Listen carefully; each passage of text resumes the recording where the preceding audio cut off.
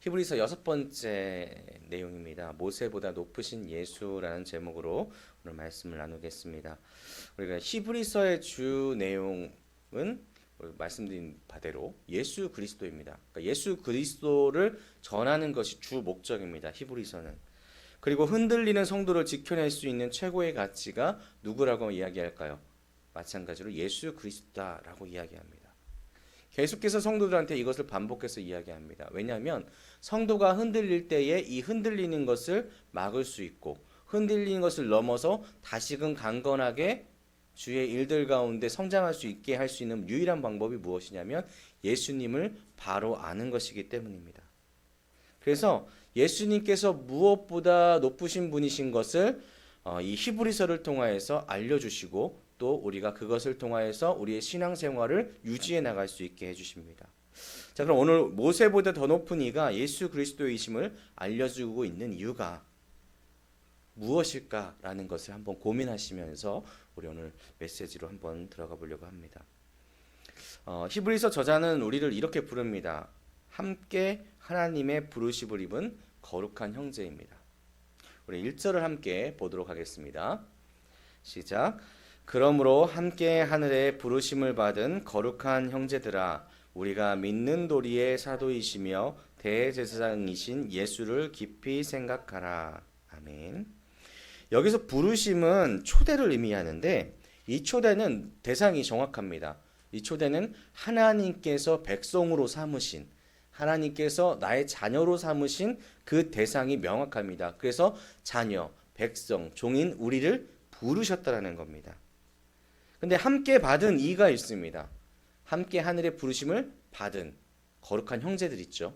이 거룩한 형제들은 뭐라고 이야기하냐면 예수 그리스도를 믿는 사람들을 이야기하죠. 바로 우리를 이야기하는 겁니다. 근데 이것을 우리가 좀 더 간단하게 표현하자면 하나님의 일을 같이 하고 있는, 하나님의 명령을 받아서 주의 일들을 순종하며 살아가고 있는 동행자, 동역자라고 이야기할 수 있다는 겁니다. 그래서 여기 계신 모든 분들이 하나님께서 부르신 분이다. 그리고 하나님께서 부른 사람들, 우리가 함께 주의 일들을 감당하며 나가는 동역자, 그리고 함께 주의 길을 걸어가는 동행자다라고 이야기할 수 있다는 겁니다. 하나님이 우리를 부르셨습니다.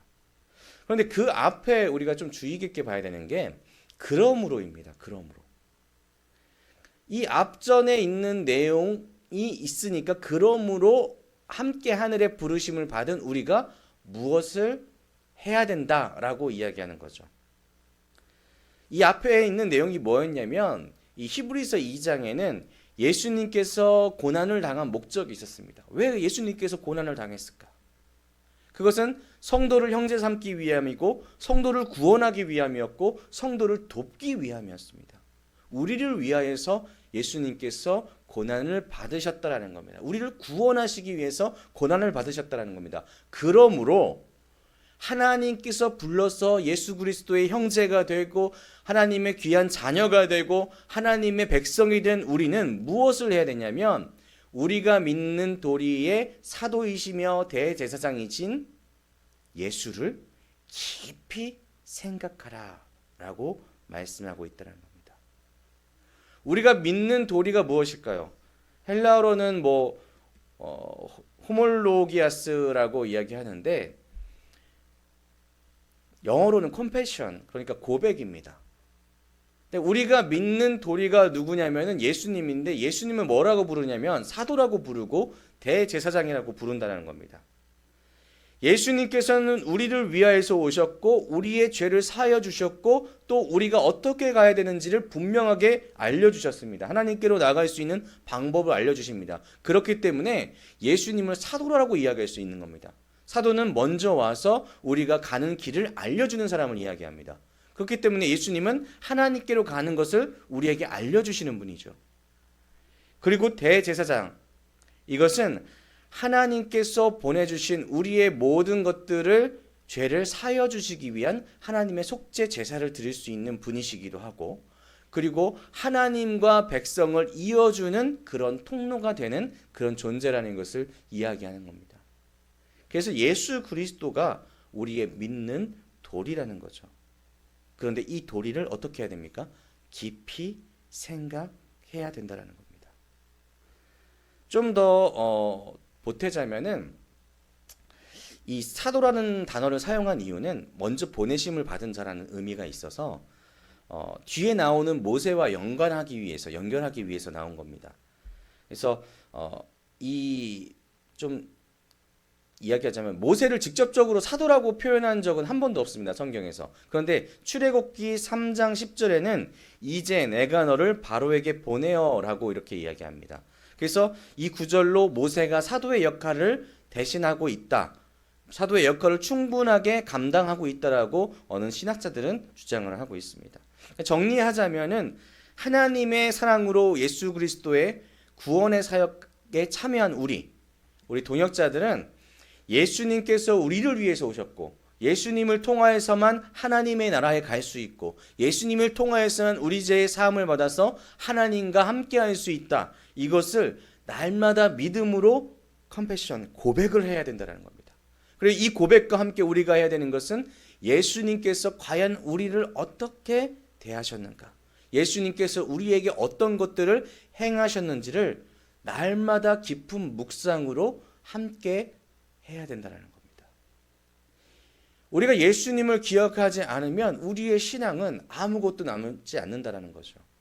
그래서 이 히브리서 3장 1절은 앞에 있었던 예수 그리스도가 우리에게 행했던 모든 것들에 대해서 이야기한 뒤에 그 다음에 성도가 마땅히 해야 되는 것은 이러한 예수 그리스도를 날마다 기억하고 묵상해야 된다라고 이야기하고 있다는 겁니다. 이 예수님에 대해서 오늘 말씀은 뭐라고 표현합니까? 모세보다 더 높으신 이로 표현하고 있습니다. 왜 굳이 모세보다 높다라고 이야기했을까요? 왜 비교 대상을 모세라고 했을까요? 제가 지난 설교 때에도 히브리서 읽을 때에는 이 히브리서의 대상이 어떤 사람인지 좀 생각하면서 보면 조금 더 이해하기 쉽다라고 말씀드린 적이 있습니다.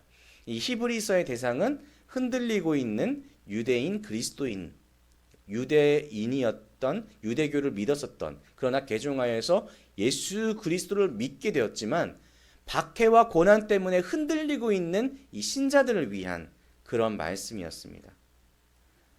그렇기 때문에 이 유대인들이 가장 신뢰한 지도자가 누구였을까요? 인간적으로. 그렇죠. 모세였습니다. 이 모세는 정말로 이스라엘 백성이 인간으로서는 최고의 구원자라고 생각하는 사람입니다.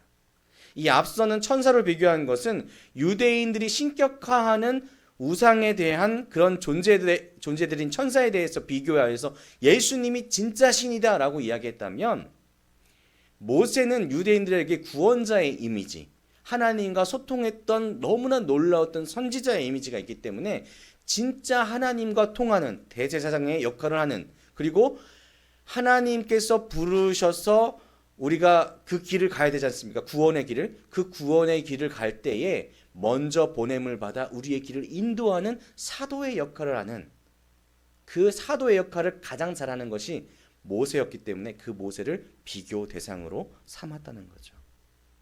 그래서 그 당시에 예수님께서 모세보다 더 뛰어난 구원자였고 모세보다 더 뛰어난 하나님과의 통로였다고 이야기하면 무척이나 큰 충격이었다는 겁니다.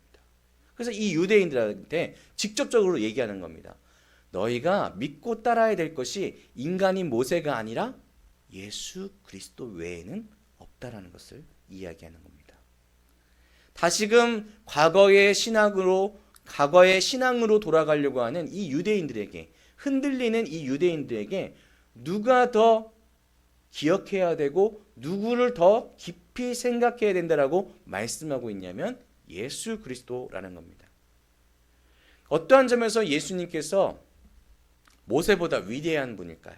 그것은 하나님의 뜻을 이루는 것에 있어서의 차이가 있습니다. 우리 2절을 함께 보도록 하겠습니다. 시작. 그는 자기를 세우신 이에게 신실하시기를 모세가 하나님의 온 집에서 한 것과 같이 하셨으니. 아멘. 이 자기를 세우신 이는 하나님을 이야기하죠. 근데 이 그는 누구입니까? 예수님은 예수님을 보낸 하나님에게 신실하시기를 이라고 표현하고 있는데, 이 신실은 헬라어로 피스토스라고 하는데 신약 성경에 67번이나 나옵니다. 그러니까 그만큼 중요한 단어입니다. 성도가 이 신실하다라는 것을 표현하기 위해서 이 피스토스라는 단어를 계속해서 반복하고 있었던 겁니다.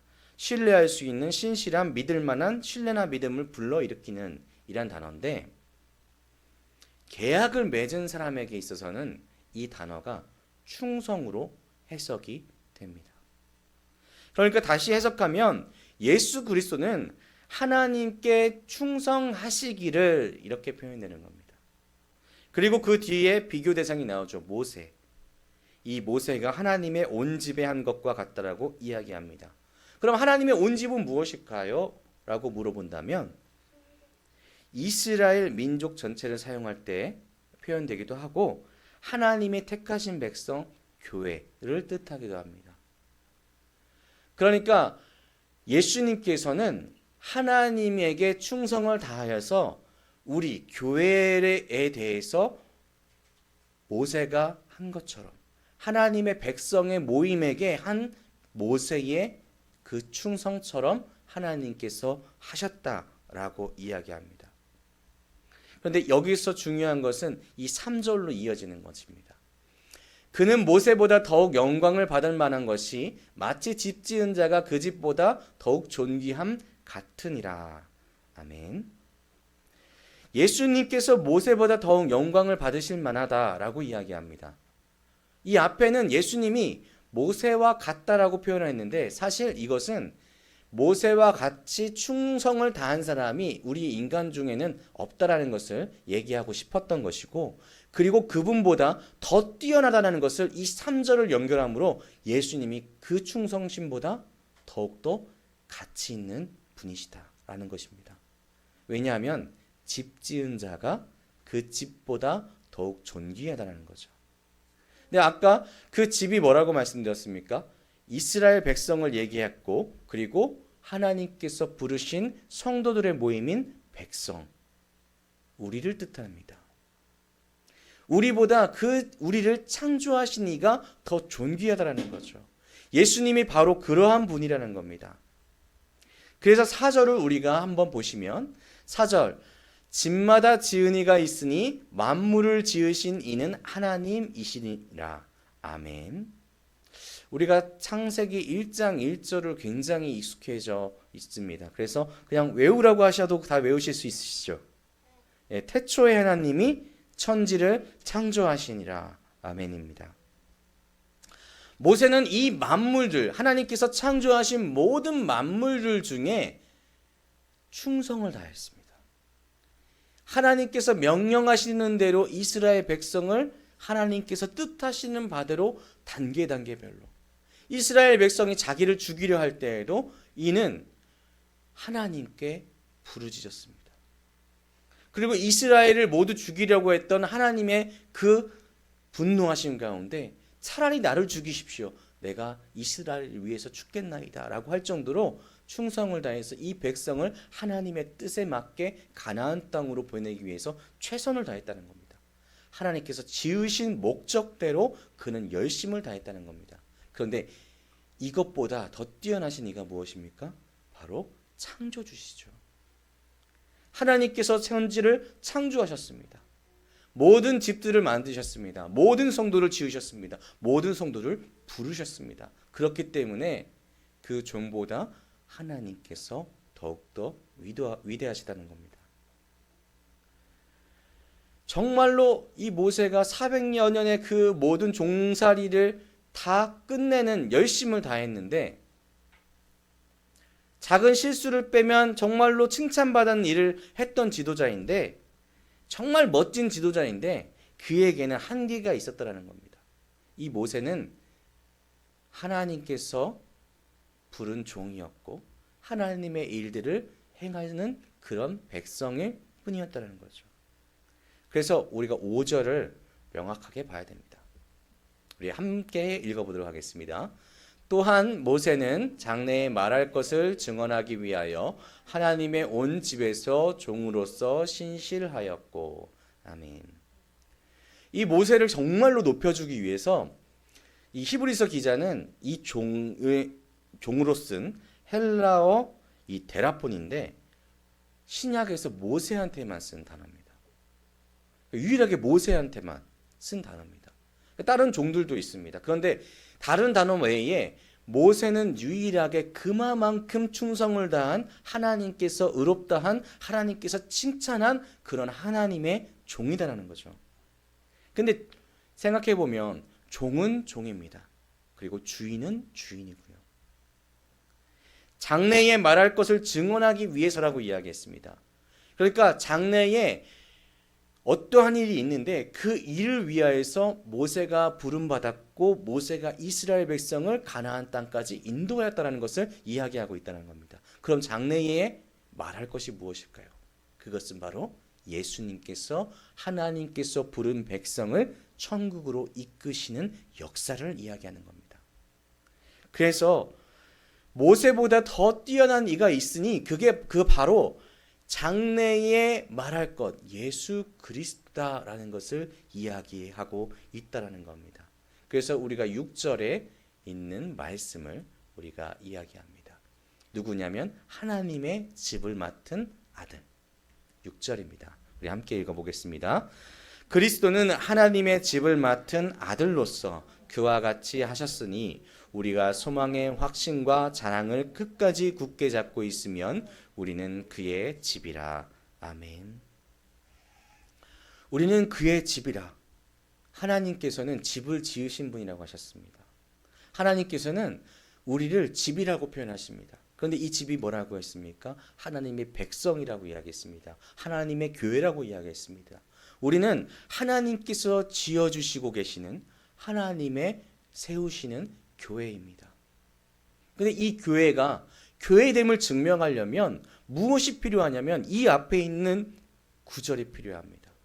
우리가 소망의 확신과 자랑을 끝까지 굳게 잡고 있을 때에 우리는 하나님의 교회입니다. 누구를 붙잡아야 됩니까? 예수님밖에 없습니다. 사랑하는 성도 여러분, 우리가 예수 그리스도를 나의 주로 삼지 않고 예수님이 나의 구원자이심을 믿지 못한다면 우리는 더 이상 교회가 아니라는 겁니다. 하나님께서 부르시거나 하나님께서 택한 백성은 마땅히 흔들림이 있을지언정 예수 그리스도가 나의 구원자이심을 믿고 따라야 된다는 거죠. 그 사실만큼은 잊지 말아야 된다는 겁니다. 흔들릴 수 있습니다. 이거 맞는 거 맞아? 왜냐하면 사단은 계속해서 우리를 흔들기 때문이죠. 이 앞에 있는 화분이 있는데 이 화분을 흔들려면 당연히 이 화분을 흔들면 이게 흔들리게 되어 있습니다. 그런데 뿌리가 깊이 박혀 있으면 이거는 그대로 다시금 안정을 찾습니다. 흔드는 것이 끝나면은 다시금 안정을 찾죠. 그리고 흔드는 것 때문에 뿌리가 더 그 흙을 움켜잡습니다. 더 튼튼해집니다. 사랑하는 성도 여러분, 우리는 소망을 가지고 있어야 됩니다. 여러분에게 있어서 소망이 무엇입니까? 그렇죠. 우리는 천국의 소망을 갖고 있는 주의 백성입니다. 소망을 분명하게 갖고 계십시오. 예수님께서 우리에게 주신 소망은 천국입니다. 예수님께서 우리에게 천국을 주시기 위해서 십자가에 달려 돌아가셨습니다. 여러분 아멘이신가요? 여러분 예수님께서는요 그냥 여기 와서 그냥 죽으신 게 아니라 바로 여기 계신 여러분 한 분 한 분을 위하여서 그 목숨을 바치셨다라는 겁니다. 그러니 당연히 자랑할 만하죠. 내 가치가 예수님의 죽음만큼의 가치가 있다라는 것이기 때문입니다. 예수님은 하나님의 집을 맡은 아들입니다. 여러분, 우리는 그의 집이라고 했죠. 예수님께서는 우리를 맡고 계십니다. 예수님께서는 우리를 책임져 주십니다. 여러분 아멘이신가요? 예수님께서는 끝까지 우리를 지켜주실 것입니다. 우리의 신앙이 흔들리더라도 부르실 것입니다. 흔들릴 때에 붙잡으실 겁니다. 흔들릴 때에 내가 너와 함께 있더라고 외쳐주실 것입니다. 우리는 끝까지 그 소망을 붙들어야 될 줄로 믿습니다. 예수님은 하나님의 집을 같이 지은 아들, 하나님과 함께 지었습니다. 천지의 창조주와 함께 하셨습니다. 요한복음 1장 1절부터 3절에는 이렇게 말씀합니다. 태초에 말씀이 계시니라. 이 말씀이 하나님과 함께 계셨으니 이 말씀은 곧 하나님이시니라. 그가 태초에 하나님과 함께 계셨고 만물이 그로 말미암아 지은 바 되었으니 지은 것이 하나도 그가 없이는 된 것이 없느니라. 아멘. 우리가 종종 예수님에 대해서 우리가 지난 그 수요 기도회 때 유목사님이 이제 사도신경에 대해서 말씀하셨죠. 죽음과 부활에 대해서 말씀하실 때에 예수님의 이 신성과 인성에 대해서 이단들은 계속해서 흔든다고 말씀을 드렸습니다. 왜 이것에 대해서 흔들냐라고 했을 때에 무엇 때문이냐면 이게 우리의 신앙의 근본이기 때문입니다. 예수님께서는 그냥 단순하게 인간의 몸 껍데기를 입고 온 것이 아니라 하나님께서 직접 우리를 위해서 고난을 받으신 겁니다. 하나님께서는 죽으셨습니다. 그렇죠? 하나님이신 예수님께서 우리를 위해서 죽으셨습니다. 근데 이 예수님이 어떠한 분이시냐면 온 세상을 창조하실 때에 그 창조에 같이 참여하신 분이라는 겁니다. 말씀은 예수님을 뜻하기 때문입니다. 그래서 예수님께서는 온 세상을 창조하는 창조의 일을 함께 하신 하나님이십니다. 그분이 지금 우리를 책임져 주신다라고 이야기하는 겁니다. 맡아주셨다라고 이야기하는 겁니다. 그래서 우리는 예수님을 붙잡지 않고는 우리의 믿음이 있다라고 절대로 얘기할 수가 없습니다. 우리의 믿음은 다른 것이 아니기 때문입니다. 우리의 믿음은 예수 그리스도. 우리가 이 일상 중에 만나는 정말로 유명한 사람들도 많이 있습니다. 위대한 사람들도 많이 있습니다. 그렇지만 우리가 생각하는 위인 그 어떠한 존재보다 제일 뛰어나시고 제일 높으신 분은 바로 예수님 한 분밖에 없다라는 겁니다. 우리의 구원의 소망을 어디에 둬야 될까? 우리는 생각을 해봅니다. 내가 지금 어려운 일들을 닥쳤는데 나를 구원해 줄 이가 누굴까? 그러면서 정말로 힘 있는 사람들을 전화번호부에서 찾기 시작합니다. 당장 구해야 될 것들, 정말로 필요한 것들 때문에 전화번호부터 찾죠. 당장에 내게 도움을 줄 사람들부터 찾는다는 겁니다. 이게 우리의 일상적인 모습이죠. 그러나 예수 그리스도를 믿는 그리스도인인 우리, 하나님의 집인 우리는 가장 먼저 해야 될 것은 하나님께 간구하는 것입니다. 예수 그리스도를 붙잡는 것이겠죠. 왜냐하면 예수님이 우리의 구원 되시기 때문입니다. 구원, 또한 소망, 자랑을 예수님께 두는 우리의 삶이 되기를 주님의 이름으로 축복합니다. 우리가 교회가 되길 소망합니다. 하나하나 세워져 나가고 결국에 하나님께서 거하시는 하나님의 거처가 되길 소망합니다. 우리의 마음 가운데 예수님은 늘 찾는 마음이 끊이지 않았으면 좋겠습니다. 언제까지 끊이지 않아야 될까요? 제가 우문현답을 했죠. 끊이지 않는다는 것은 끝까지를 뜻하는 겁니다. 우리는 천국에 이를 때까지 주님을 찾는 사람들, 주님을 붙잡는 사람들, 주님과 함께하는 사람들이 되어야 된다는 것입니다.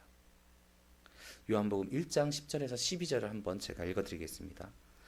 그가 세상에 계셨으며 세상은 그로 말미암아 지은 바 되었으되 세상이 그를 알지 못하였고 자기 땅에 오매 자기 백성이 영접하지 아니하였으나 영접하는 자 곧 그 이름을 믿는 자들에게는 하나님의 자녀가 되는 권세를 주셨으니.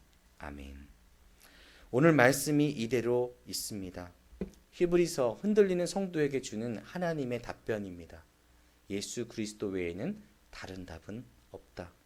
인간의 가장 위대했던 모세보다도 뛰어난 분이 바로 예수 그리스도다. 우리가 믿고 있는 분이 바로 그분이시다. 우리 예수 그리스도를 날마다 기억하시면서 그분 붙잡고 한 걸음 한 걸음 같이 나아갔으면 좋겠습니다. 한번 여러분에게 마지막으로 여쭤보겠습니다. 여러분에게 있어서, 여러분의 삶에 있어서 구원자는 누구이십니까? 아이들이 있다 보니까 답변을 바로 하네요.